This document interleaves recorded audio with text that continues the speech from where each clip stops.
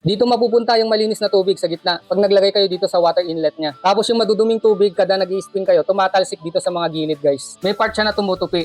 Nagro-rotate na rin siya mga lods. Tapos nai-spin nyo rin to para malinisan. I-unlock nyo lang. Then lagay nyo sa spinner. Basta ganito yung ikot, hindi masyadong mabilis. Naglilinis yan ng mop cloth. Kung gusto nyo naman tuyuin, itaas nyo lang guys para mapunta siya sa drying. Ayan, sobrang bilis ng ikot niyan mga lods. Then pwede nyo na ulit gamitin guys. Suwabe to pang map guys, meron na siyang sabitan. May branding din yung map head niya, Joy Boss. Etong bucket niya guys, meron na rin siyang mga filter. Kung makikita nyo, may mga butas-butas yan guys. Magkaiba sila ng mga butas. Eto, mas maliit yung clearance niya. Dito nyo papalabasin yung maduduming tubig guys. Para yung mga bato-bato, mga lupa-lupa na nakuha ng mop cloth nyo. Kasi maliit lang yung clearance nito. Saktong-sakto lang talaga siya dun sa gilid ng bucket. May branding na rin yung kanyang bucket. Maganda rin yung kanyang handle guys. High quality. Yung mop cloth naman niya, 3 layers na yan, makapal na rin. Joy Boss M16 Plus. Check out na mga lods!